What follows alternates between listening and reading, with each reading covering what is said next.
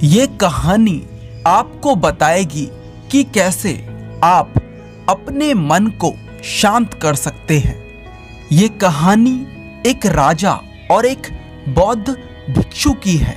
राजा तो बहुत से हुए, पर ये बौद्ध भिक्षु सबसे अलग थे। इनका नाम था बोधिधर्मा। बहुत सारे लोग पूछते हैं कि क्या बुद्ध के बाद बुद्ध का कोई भिक्षुक ऐसा हुआ जिसको और लोग फॉलो करते हों? तो ये उनमें से एक थे। ना जाने कितने लोगों ने आत्मज्ञान को पाया है, पर कुछ लोग बोलते हैं और कुछ लोग चुप रह जाते हैं। बोधिधर्मा एक बड़े कमाल के व्यक्ति थे। इन्हें मार्शल आर्ट का जन्मदाता भी कहा जाता है। इस कहानी की शुरुआत एक परेशान राजा से होती है। राजा ज्यादातर परेशान ही रहते हैं। क्यों? इसके बहुत सारे कारण हैं। राजा की समस्या होती है कि उसका मन बड़ा अशांत रहता है। वह अपने मन को शांत करने का बहुत प्रयास करता है, पर उसका मन शांत नहीं हो पाता। वह अपने राज्य के बड़े बड़े विद्वानों को अपने महल में बुलाता है और उनसे उपाय पूछता है। लोग तरह तरह के उपाय राजा को बताते हैं, पर कोई भी उपाय काम नहीं करता। एक दिन एक व्यक्ति राजा के पास आता है और कहता है, आपके मन को शांत करने का एक उपाय है। राजा उस व्यक्ति की बात सुन बहुत खुश हो जाता है और उस व्यक्ति से कहता है, यदि तुमने ऐसा कर दिया तो मैं तुम्हें उतना धन दूंगा जितना तुम मुझसे मांगोगे। वह व्यक्ति राजा से कहता है, आपका मन मैं तो शांत नहीं कर सकता, पर एक सन्यासी है जो आपका मन शांत कर सकता है। वह कोई आम सन्यासी नहीं, वह एक पहुंचा हुआ सन्यासी है। आप उससे एक बार अवश्य मिले, वह आपकी समस्या का समाधान अवश्य कर देगा। राजा उस व्यक्ति से कहते हैं, कहाँ मिलेगा मुझे ये सन्यासी? वह व्यक्ति राजा से कहता है, यहाँ से कुछ दूर जंगल में उसकी एक छोटी सी कुटिया है। राजा अपने कुछ सैनिकों के साथ उस सन्यासी के पास पहुंचता है और बोधिधर्मा से कहता है, मैंने सुना है आप बहुत पहुंचे हुए सन्यासी हैं। बोधिधर्मा राजा को अनदेखा सा कर देते हैं। राजा सोचता है, लगता है बोधिधर्मा ने मुझे सुना नहीं। राजा फिर कहता है, मैंने सुना है आप बहुत पहुंचे हुए सन्यासी हैं। क्या आप मेरी समस्या का समाधान कर सकते हैं? बोधिधर्मा राजा के प्रश्न का कोई उत्तर नहीं देता। राजा मन ही मन सोचता है कि बोधिधर्मा उसे कोई उत्तर क्यों नहीं दे रहे हैं। राजा मुद्दे की बात पर आता है।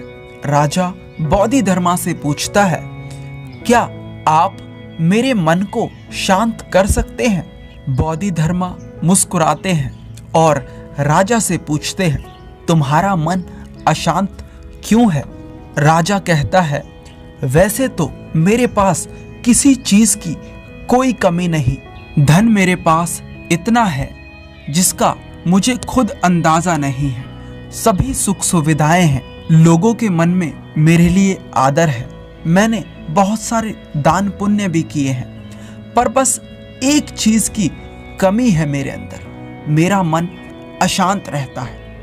यदि ये कभी कभी शांत हो भी जाता है तो यह फिर से अशांत हो जाता है। क्या आप मेरे मन को शांत कर सकते हैं? मैं बड़ी आशा लेकर आपके पास आया हूँ। बाकी तो मैंने सब उपाय कर लिए हैं, बस आप ही मेरी अंतिम आशा हो। बोधिधर्मा उस राजा से कहते हैं, बिल्कुल मैं तुम्हारे मन को शांत कर सकता हूँ। राजा बहुत खुश होता है। राजा कहता है, उसके लिए मुझे क्या करना होगा? बोधिधर्मा मुस्कुराते हैं और कहते हैं, कल सुबह तुम मेरे पास आना, पर ध्यान रहे अकेले आना। राजा कहता है ठीक है, कल सुबह मैं आपके पास आ जाऊंगा। बोधिधर्मा कहते हैं पर एक बात और ध्यान रहे, अपने अशांत मन को अपने साथ लाना। राजा सुनकर चौंकता है और सोचता है ये कैसी बात कही बोधिधर्मा ने। राजा कहता है आपने क्या कहा, कृपा कर एक बार और बताएंगे।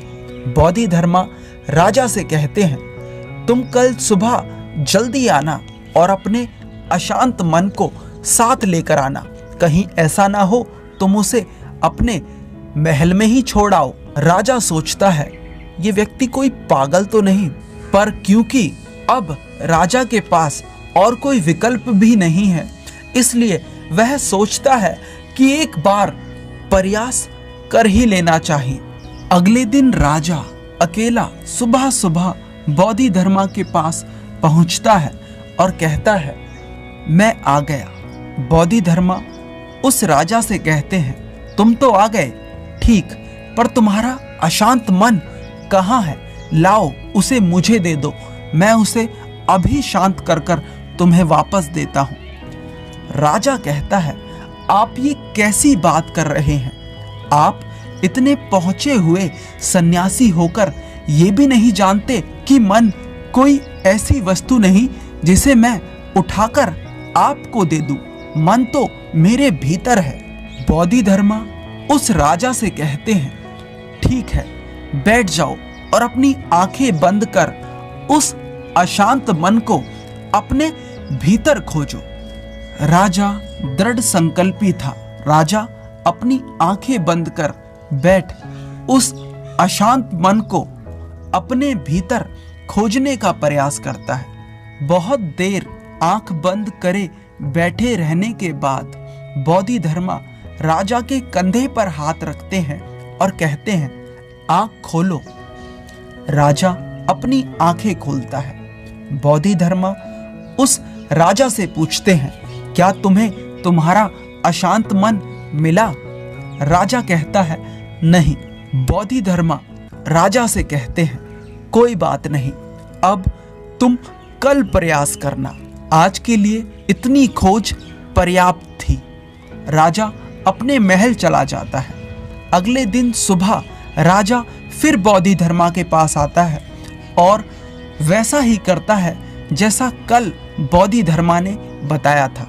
राजा बैठ जाता है, अपनी आंखें बंद कर लेता है और अपने उस अशांत मन को अपने भीतर ढूंढने का प्रयास करता है। बहुत देर बैठे बैठे हो जाती है।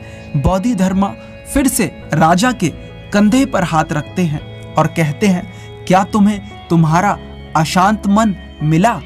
राजा बड़ी शांत आवाज में बोधिधर्मा से कहता है नहीं। बोधिधर्मा राजा से कहते हैं कोई बात नहीं, आज के लिए इतना ही पर्याप्त है, अब तुम कल आना। अगले दिन सुबह राजा फिर बोधिधर्मा के पास आता है और वैसा ही करता है जैसा वह 2 दिन से कर रहा था। राजा बैठता है, अपनी आंखें बंद करता है और अपने उस अशांत मन को ढूंढने का प्रयास करता है। इस बार बोधिधर्मा राजा के कंधे पे हाथ रख उसकी आंखें नहीं खुलवाते। राजा बस अपनी आंखों को बंद करे बैठा रहता है। काफी समय बीत जाता है। बोधिधर्मा राजा के पास ही बैठे होते हैं। पूरा दिन बीत जाता है, पूरी रात बीत जाती है, पर राजा आंखें बंद करे बस अपने उस अशांत मन को ढूंढ रहा होता है। अगले दिन सुबह राजा की आंखें खुलती हैं और जैसे ही राजा की आंखें खुलती हैं, राजा अपने सर को बोधिधर्मा के चरणों में रख देता है और कहता है मुझे मेरा अशांत मन तो कहीं नहीं मिला, पर वह शांति जरूर मिल गई जिसकी तलाश में मैं अब तक भटक रहा था। उस राजा की ही तरह आप भी अपने मन की शांति को कहीं बाहर खोज रहे हैं। वह शांति कहीं बाहर नहीं, वह शांति आपके भीतर ही है। बस आपको जरूरत है उसे भीतर खोजने की। धन्यवाद।